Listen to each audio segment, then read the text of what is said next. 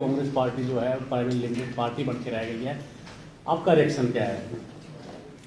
ऐसा है, कांग्रेस पार्टी का 136 साल का इतिहास है। ये वही पार्टी है जिस पार्टी ने हिंदुस्तान को आज़ाद किया, अंग्रेज़ों को बिना खून खराबे से हिंदुस्तान से बाहर किया। कांग्रेस वो पार्टी है जिसने राजाओं के राज खत्म किए, राजाओं की ज़मीनें जो है गरीब किसानों के बीच में बांट दी। कांग्रेस वो पार्टी है भूमि सुधार कानून बनाया और ज़मीनों का उसका मालिक बनाया। और श्रीमती इंदिरा गांधी ने बैंकों का राष्ट्रीयकरण करके आज गांव-गांव में राष्ट्रीय बैंक खुले हैं। और उसके साथ ही आज गांव में भी बिजली का बल्ब जल रहा है, पानी का नलका चल रहा है, सड़क पहुंची है, स्कूल खुले हैं, कॉलेज खुले हैं, ITIs खुली है। और सारे जो विकास के काम है वो कांग्रेस पार्टी की देन है हिमाचल प्रदेश में। जहाँ तक आशीष शर्मा जी ने क्या कहा है, उनको गंभीरता से नहीं लेते हम। शायद वो भूल जाते हैं ये कांग्रेस पार्टी ही थी जिसने पंडित सुखराम को प्रदेश में मंत्री बनाया। पंडित सुखराम जी को उनके दादा थे, उनको केंद्र में पहले डिफेंस मिनिस्टर बनाया, फिर खाद्य एवं आपूर्ति मंत्री बनाया, फिर दूरसंचार मंत्री बनाया। और हम बोलते बोलते थक गए कि पंडित सुखराम जी जो है दूरसंचार के मसीहा बने हैं। अगर वो व्यक्ति ऐसी बातें करे तो उनको हम गंभीरता से नहीं लेते। क्या मंडी के अगर जिला की बात करें, उनके जाने से, पार्टी छोड़ने से कांग्रेस को कोई फर्क पड़ेगा? उनके छोड़ने से कांग्रेस को कोई फर्क नहीं पड़ता, क्योंकि आप जानते हैं ये सारा परिवार, अनिल शर्मा जी कांग्रेस पार्टी में थे, श्री वीरभद्र सिंह जी ने उनको मंत्री बनाया, अच्छे विभाग दिए। और जब चुनाव की घोषणा हुई 2017 की, तो उन्होंने कांग्रेस को छोड़ करके पंडित सुखराम जी, अनिल शर्मा, आशीष शर्मा, पूरा परिवार जो है भारतीय जनता पार्टी में चले गए। और भारतीय जनता पार्टी ने जब सरकार उनकी बनी, अनिल शर्मा को जो है मंत्री बनाया। और मंत्री बनाने के बाद जब लोकसभा के इलेक्शन होने थे 2019 में, उस वक्त इलेक्शन डिक्लेयर होने से 1 महीना पहले आशा शर्मा ने कहा कि मुझे बीजेपी का टिकट मंडी संसदीय क्षेत्र से मिल रहा है। उन्होंने प्रेस कॉन्फ्रेंस करके कहा। जब उनको टिकट नहीं मिला, रामस्वरूप शर्मा जी को, स्वर्गीय रामस्वरूप शर्मा जी को टिकट मिला, तो एकदम श्री राहुल जी के दरबार में पहुंच गए, पंडित सुखराम जी गए, अनिल अपने वो भी गए, अपने आश्रय गए और कांग्रेस पार्टी का टिकट लेकर के आ गए। तो उस वक्त कांग्रेस पार्टी ने प्रिंसिपल डिसाइड किया था कि शायद मुझे मंडी का इलेक्शन लड़ना पड़े। तो अच्छा हुआ, मैंने कहा आशीष शर्मा जी को टिकट मिल गया। और आशीष शर्मा के कारण अनिल शर्मा को जो है मंत्री का पद छोड़ना पड़ा। उन्होंने सरेआम आशीष शर्मा की मदद की, लेकिन आशीष शर्मा आज तक मंडी जिला में आज तक सबसे ज़्यादा रिकॉर्ड मतों से आ रहे। और मंडी सदर जो उनका अपना गृह क्षेत्र था, सबसे कम वोट उनको वहाँ मिले। तो इसलिए ये तो मैं समझता हूँ आया राम गया राम। हमारे स्वर्गीय वीरभद्र सिंह कहते हैं कि ये परिवार आया राम गया परिवार है। तो ये उन्होंने अब भी साबित कर दिया।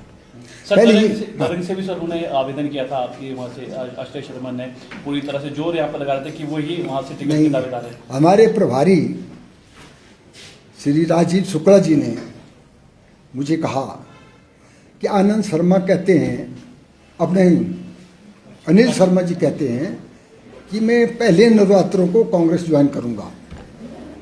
मैंने कहा ठीक है, हम स्वागत करते हैं, अगर कांग्रेस में आएंगे स्वागत करते हैं। तो कहते फिर उनको टिकट देना पड़ेगा। मैं कहा 2 टिकट, 26 को कहते ज्वाइन करेंगे, 27 को टिकट दे देंगे। हमने कहा दे दो। लेकिन 24 तारीख को ही पता नहीं क्या दबाव अनिल शर्मा पे पड़ा। मोदी जी ने आना था, इंद्र देवता ने इजाजत नहीं दी, देव भूमि हिमाचल के देवी देवता इसके नाराज थे। बारिश हुई और उनकी जो रैली जो है वो बिल्कुल फ्लॉप होकर के रह गई। कहा 1 लाख नौजवानों को इकट्ठा करेंगे। गाड़ियां पता नहीं उन्होंने कितनी 3200-3300 गाड़ियां लगा दी थी। लेकिन अगर उसमें कुछ लोगों ने उनके रिकॉर्ड किया है, कहते 40 साल से नीचे आएंगे, 40 साल से ऊपर जाएंगे। उसमें आधे से ज़्यादा जो है अधेड़ लोग थे उस मीटिंग में, 40 साल से ऊपर ही लोग थे, लेकिन हो गई। उसी दिन फिर अनिल शर्मा ने कहा कि नहीं, हम पूरा परिवार अब भारतीय जनता पार्टी में ही रहेंगे। तो मैंने कहा इनका व्यक्तिगत फैसला है, भारतीय जनता पार्टी में रहें। और आश्रय शर्मा ने ठीक है मेरे चुनाव क्षेत्र से अप्लाई किया था। मैंने कहा लोकतंत्र है, सबको अधिकार है अप्लाई करने का। अब मैं तो चाहता हूं कि अगर वो लड़ना चाहते हैं तो बीजेपी का टिकट लेकर के आए और वहाँ से मेरे खिलाफ इलेक्शन लड़ लें। मैं तो उनको स्वागत करता हूँ, बीजेपी का टिकट लाए और ढंग से चुनाव लड़ें।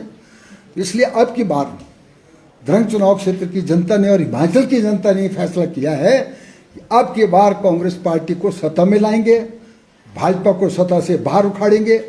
क्योंकि भाजपा से और जयराम सरकार, जयराम जो है आई थिंक सबसे अनुभवहीन मुख्यमंत्री आज तक का साबित हुआ है, सबसे खर्चीला मुख्यमंत्री आज तक का साबित हुआ है, जिसने हिमाचल को दिवालिये के कगार पे ला के खड़ा कर दिया है।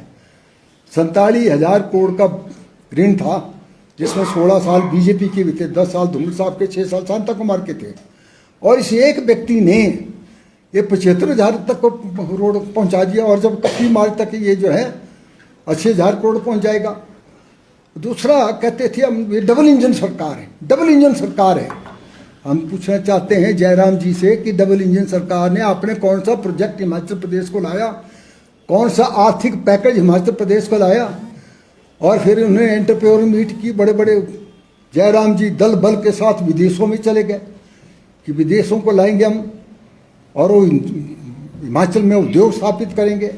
कहते 98,000 करोड़ के उद्योग हिमाचल प्रदेश में आएंगे, ये जयराम जी ने घोषणा की। और श्री मोदी जी को लाया, बड़ा फैन फेयर के साथ उद्घाटन किया, मेरे ख्याल 50-60 करोड़ रुपये खर्च कर दिया उसमें। लेकिन आज जमीन में कितने उद्योग आए हैं ये हम जयराम से पूछना चाहते हैं। हार्डली 10 या 12,000 करोड़ के उद्योग जो है धरातल पर उतरे हैं, बाकी कोई नहीं आए हैं। कहते पाइपलाइन में है, 5 साल से पाइपलाइन में है। डबल इंजन की सरकार कहते हैं कि डबल इंजन की सरकार है। मैं जयराम जी को कहते 7 बार प्रधानमंत्री हिमाचल में आ गया मेरे वक्त में। प्रधानमंत्री आए, हम उनका स्वागत करते हैं, देश के प्रधानमंत्री हैं, आए, बार बार आए। लेकिन मैं जयराम से पूछना चाहता हूं, आपने प्रधानमंत्री से क्या मांगा? 1 टका प्रधानमंत्री ने दिया, कोई आर्थिक पैकेज आपको नहीं दिया, ना कुछ आपने मांगा। फिर डबल इंजन की सरकार बात करते हैं। हमने 4 मेडिकल कॉलेज खोले और प्रधानमंत्री को बता दिया ये हमने खोले मेडिकल कॉलेज। जयराम जी आप विधानसभा में थे, मेडिकल कॉलेज कांग्रेस पार्टी ने, यूपीए की सरकार थी, गुलाम नबी आजाद जो है वो स्वास्थ्य मंत्री था, मैं हिमाचल का स्वास्थ्य मंत्री था। 3 मेडिकल कॉलेज मैंने उनसे लिए। एक doctor Yashwant Singh Parmar medical college मैंने सबसे पहले स्टार्ट किया नाहन में, दूसरा मेडिकल कॉलेज चंबा में स्टार्ट किया, और तीसरा मेडिकल कॉलेज हमीरपुर में धौल साहब के जिले में दिया। हमने भेदभाव नहीं किया। और गुलाम नबी आजाद ने 190 करोड़ रुपए तीनों मेडिकल कॉलेज को दिया। एक मंडी में हमारे युवा कांग्रेस के लोग धरने पे बैठे थे कि मंडी में मेडिकल कॉलेज होना चाहिए। तो मैं फिर ऑस्कर फर्नांडिस को मिला, वो श्रम मंत्री थे उस वक्त। भारत सरकार ने फैसला किया कि ईएसआई कॉरपोरेशन के मेडिकल कॉलेज 12 खोले जाएंगे।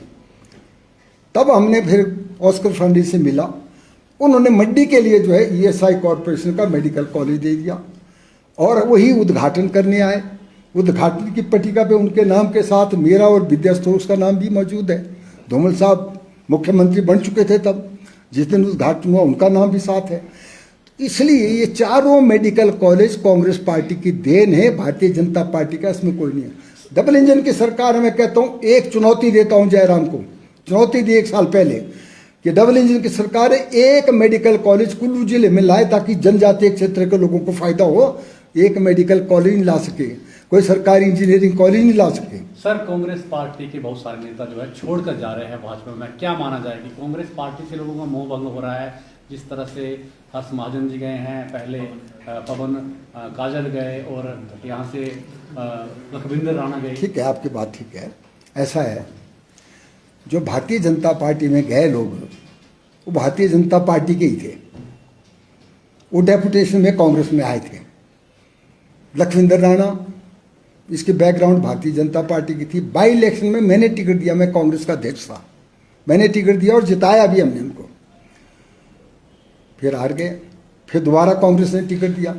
इनको ये लगा कि शायद अब कांग्रेस टिकट नहीं देगी, जबकि फैसला हमने कर दिया बाद में किया कि सभी सिटिंग एमएलए को कांग्रेस के टिकट देंगे। पवन काजल जी, उनकी बैकग्राउंड देख लीजिए आप, वो तो आरएसएस के हैं, बीजेपी ने टिकट नहीं दिया, इंडिपेंडेंट जीते, कांग्रेस के एसोसिएट मेंबर बने, कांग्रेस ने उनको टिकट दिया, कांग्रेस के एमएलए बने और वर्किंग प्रेसिडेंट तक बना दिया। लेकिन वो फिर हमको छोड़कर चले गए। इसका उनके जाने का कोई फर्क नहीं पड़ता।